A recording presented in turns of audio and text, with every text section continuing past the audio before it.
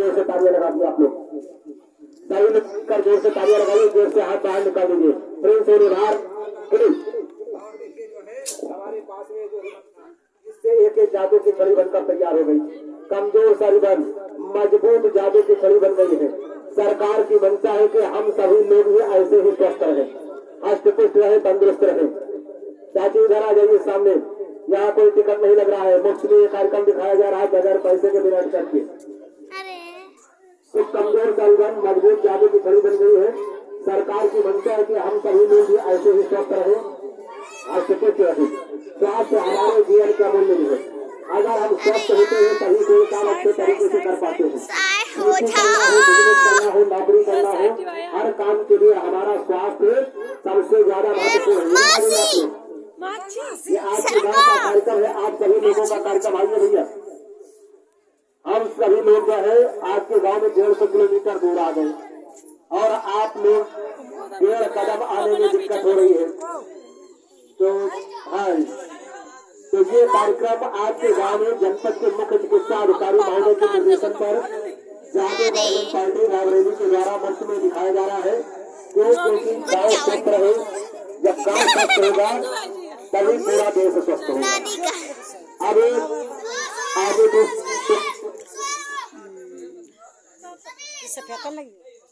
दरवाजा अब देखिए हमारे पास फिर एक कपड़ा है, काला काला दिखाई दे रहा है। सभी लोग दोनों हाथों को खोलकर फिर से जोर से तालियां लगा दी आप लोग लोगों ने ताली लगाई। और देखिए हमारे पास में जो काला कपड़ा था इसमें परिवर्तन हो गया है। परिवर्तन हमारी प्रकृति का विशेष नियम है, हमेशा से होता चलाया है और आगे भी होता रहेगा। सरकार क्या चाहती है कि गांव बदले ताकि देश बदले, गांव स्वस्थ हो तभी देश स्वस्थ होगा। तो गांव को स्वस्थ बनाए रखने के लिए क्या करना है उसको जो है, अब चलिए आपको दूसरा जादू दिखाते हैं। जब गांव स्वस्थ होगा तभी गांव को स्वस्थ बनाए रखने के लिए जरूरी है कि गांव का हर परिवार स्वस्थ हो, हर बच्चा हर जवान स्वस्थ हो। हमारे पास में एक रस्सी है, इस रस्सी से कहते खड़ी हो जाओ, नहीं खड़ी हो पाती है। फिर हम इससे कहते खड़ी हो जाओ, नहीं खड़ी हो पाती है। ये है हमारे गांव के पप्पू जी, आपके गांव के नहीं हमारे गांव के, ठीक है ना। ये पप्पू जी के 11 बच्चे हो गए, 12वीं की तैयारी में है। कितने हो गए हैं? 11। 12वीं की तैयारी में है। पूरी क्रिकेट टीम इन्होंने अपने घर में तैयार कर ली है। तो अभी हमने बताया कि सरकार की मंशा है कि सभी लोग स्वस्थ रहें। स्वस्थ रहने के लिए बहुत ज्यादा संसाधनों की जरूरत नहीं है। हमारे पास में जो संसाधन है उन्हीं के द्वारा स्वस्थ जीवन व्यतीत कर सकते हैं। जरूरत क्या है कि संतुलित पौष्टिक भोजन मिले और चिंता मुक्त जीवन हो। अगर चिंता मुक्त जीवन नहीं है तो चाहे जितना घी पिए, चाहे जितना काजू बादाम खाएं, शरीर स्वस्थ नहीं रह सकता है। और अगर चिंता मुक्त जीवन है तो आप जो है थोड़े से भोजन में ही स्वस्थ जीवन व्यतीत करेंगे।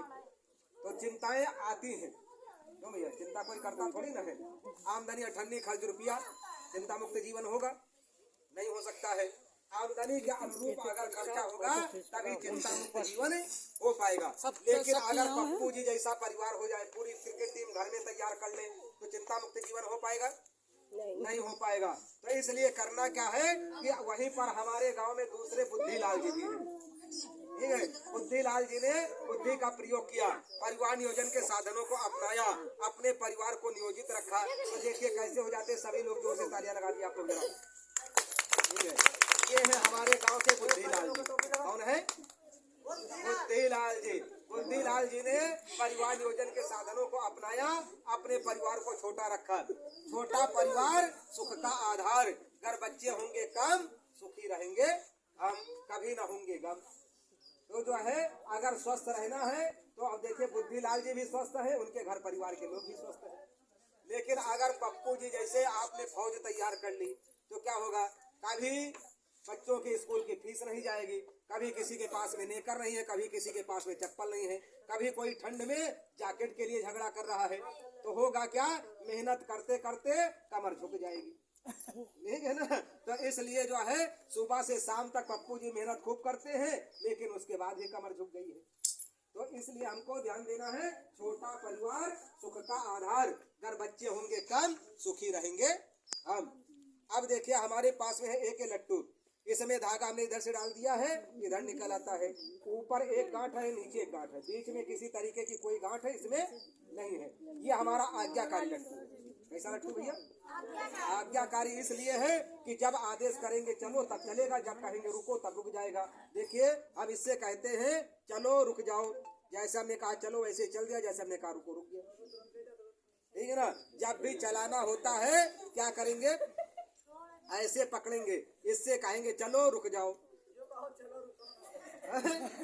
देखिए जो है भैया सामने से हंस रहे, सोच रहे आगे स्टेशन ही नहीं तो जाएगा कहाँ पे। ठीक है ना? सारे स्टेशन इसके समाप्त कर दिए हैं। अब आप लोग बताइए कहाँ पर रोका जाए? बच्चे बहुत होशियार है, कह रहे हैं बीच में रोकना है। ठीक है ना? महाराज ऊपर से चलिए और बीच में रुक जाइए।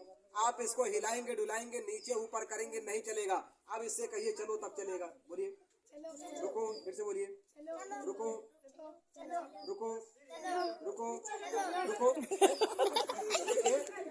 ये हमारा आज्ञाकारी लट्टू था। अभी आप आदेश करते थे चलो तब ये चलता था, हम आदेश करते तो रुको तब ये रुक जाता था। तो अब जो है परिवार नियोजन बहुत ही आसान हो गया है, बहुत से साधन है। अब बच्चे भाग्य से नहीं स्वेच्छा से होते हैं। आप जब चाहे तब रोक सकते हैं। जैसे अब ये लट्टू रुक रहा था वैसे आप भी रोक सकते हैं। बहुत से साधन है, कुछ पुरुषों के लिए साधन होते हैं, कुछ महिलाओं के लिए साधन होते हैं परिवार नियोजन के। लेकिन जब गांव में परिवार नियोजन की बात की जाती है, गांव के लोग ये कहते हैं कि परिवार नियोजन औरतें ही बच्चे पैदा करें, वही पालन पोषण करें, वही परिवार नियोजन करें। हमारे पुरुषों को भी अब समझदारी दिखाना है, परिवार नियोजन में अपनी भागीदारी लाना है। पुरुषों के लिए परिवार नियोजन के लिए बच्चों में अंतर